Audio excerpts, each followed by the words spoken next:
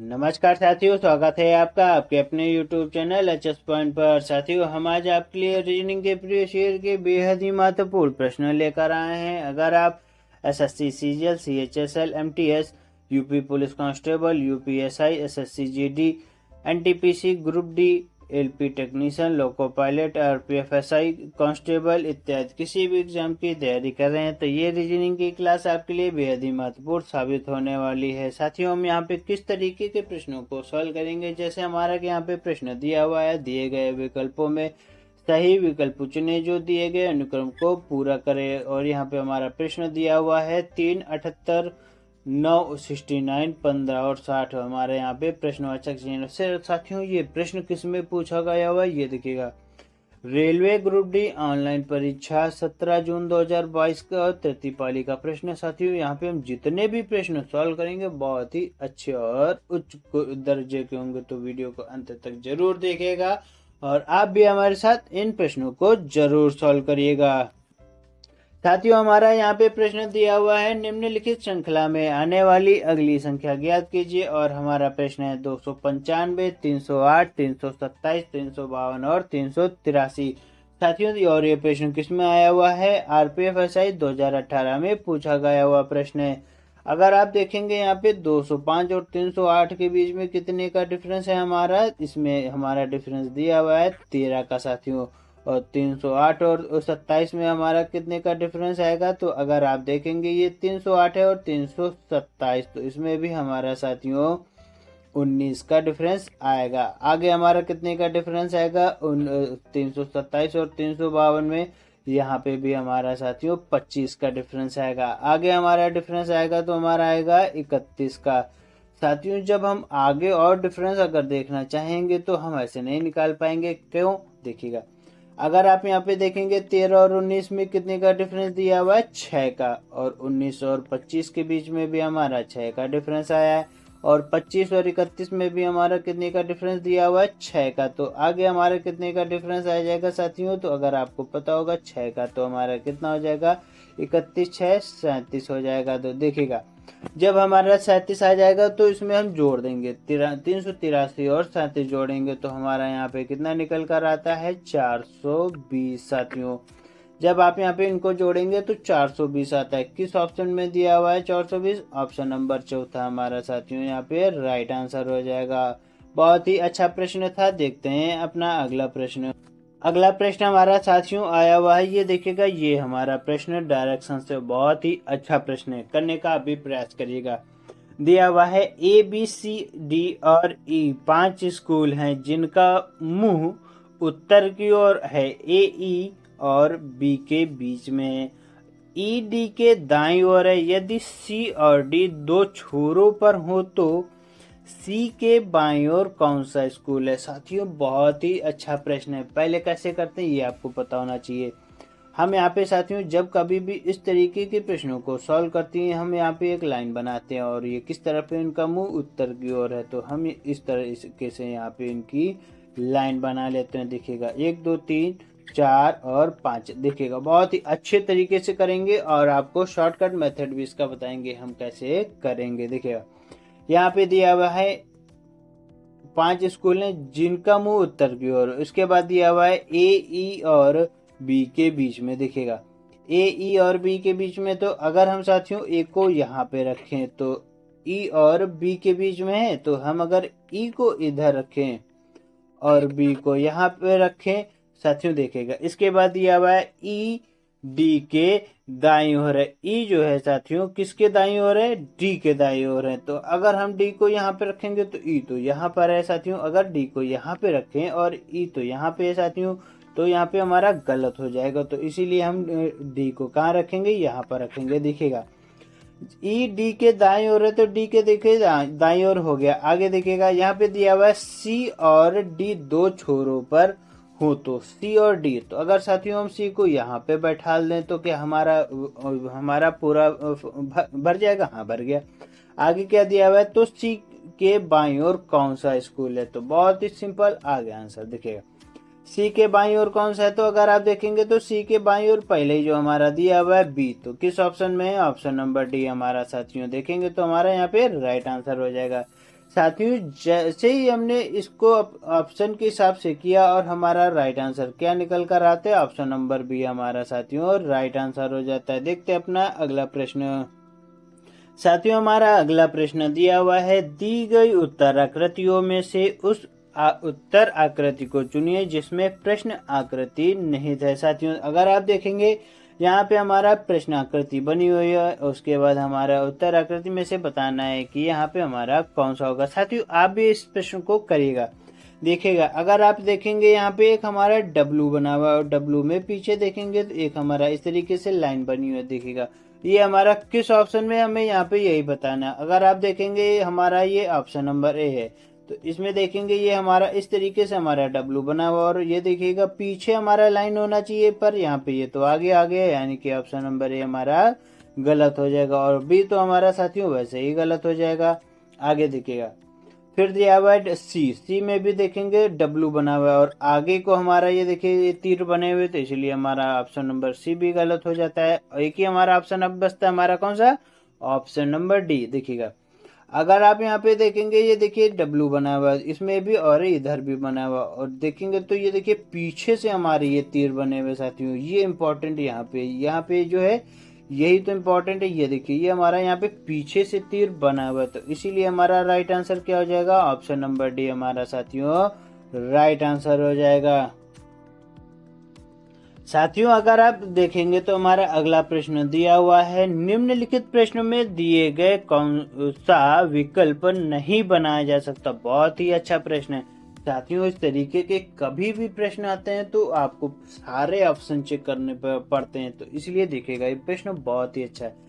दिया हुआ है केटरिंग, अगर आप देखेंगे ऑप्शन नंबर ए तो आर्गेंटिक लिखा हुआ, आर्गेंटिक, तो इसमें से सभी जो ऑप्शन हमारे दिए हुए इसमें मिलते जुलते, तो इसलिए हमारा ये ऑप्शन बन जाएगा। हमें क्या बताना है, विकल्प नहीं बनाया जा सकता, हमें यहाँ पे ये बताना है। और अगर आप देखेंगे दिया हुआ है क्रिएटिंग और यहाँ पे तो हमारा केटरिंग दिया हुआ है, ये भी हमारा बन जाएगा साथियों, तो इसलिए हमारा ऑप्शन नंबर बी भी हमारा नहीं बनेगा। ऑप्शन नंबर सी पे आते देखिएगा RET दिया हुआ है और यहाँ पे भी हमारा RET दिया हुआ है। आगे देखिएगा फिर हमारा दिया हुआ है IRI, तो अगर आप देखेंगे साथियों एक बार I आया हुआ है, एक बार R आया हुआ, हम पहले ही R देख चुके हैं और यहाँ पे डबल R है, ये देखिएगा ये एक R हो गया, एक ये R हो गया और यहाँ पे एक I और दी हुई है, तो इसीलिए ये वाला ऑप्शन हमारा जो है साथियों नहीं बन पा रहा है, तो इसीलिए हमारा राइट आंसर क्या हो जाएगा, ऑप्शन नंबर सी हमारा साथियों देखेंगे राइट आंसर हो जाएगा। देखते हैं साथियों अगला प्रश्न। सर आप देखेंगे ये प्रश्न हमारा ब्लड रिलेशन का बहुत ही अच्छा प्रश्न है। देखिएगा दिया हुआ है ए बी और सी का पिता है, ए बी और सी का पिता है, तो उसके बाद दिया हुआ है बी ए का बेटा है लेकिन सी ए का बेटा नहीं है। सी का ए के साथ क्या संबंध है। देखिएगा साथियों इस प्रश्न को कैसे करेंगे, ये देखिएगा अगर आप देखेंगे ए बी और सी का पिता है तो हम यहाँ पे बी और सी लिखेंगे, उसके बाद और ए जो है पिता है तो ए हमारा ऊपर हो जाएगा। उसके बाद अगर आप देखेंगे दिया हुआ है बी ए का बेटा है तो यहाँ पे प्लस का निशान कर देंगे और आगे दिया हुआ है लेकिन सी ए का बेटा नहीं है, जो सी है ए का बेटा नहीं है, तो साथियों हम यहाँ पे कौन हो जाएगा, पुत्री हो जाएगी, तो हमने इसको माइनस कर दिया। आगे देखिएगा अगर आप आगे प्रश्न सॉल्व करेंगे तो क्या दिया हुआ है सी का ए से क्या संबंध है, बहुत ही अच्छे से आपको पता होगा क्या संबंध है। अगर आप देखेंगे तो सी ए की क्या लगती है, पुत्री, और कौन सा ऑप्शन दिया हुआ है, ऑप्शन नंबर सी हमारा आपको मिल गया होगा। उम्मीद है ये प्रश्न भी आपको समझ में आया होगा। देखते हैं अगला। साथियों हमारा अगला प्रश्न दिया हुआ है, दिए गए विकल्पों में से सही विकल्प चुने जो दिए गए अनुक्रम को पूरा करे। और देखिए हमने थंबनेल पे प्रश्न लगाया हुआ था वही प्रश्न है, कितना अच्छा प्रश्न है। रेलवे ग्रुप डी ऑनलाइन परीक्षा 17 जून 2022 को तृतीय पाली का पूछा गया हुआ प्रश्न दिखेगा। दिया हुआ है 378 9 69 15 60 और प्रश्नवाचक चिन्ह के स्थान पर हमें बताना होगा। देखिएगा अगर आप देखेंगे साथियों इस तरीके से प्रश्न आप नहीं सॉल्व कर सकते। 3 का हम ऐसा क्या करें कि 78 आए और 9 का क्या करें कि हमारा 69 आए, ऐसे नहीं होगा।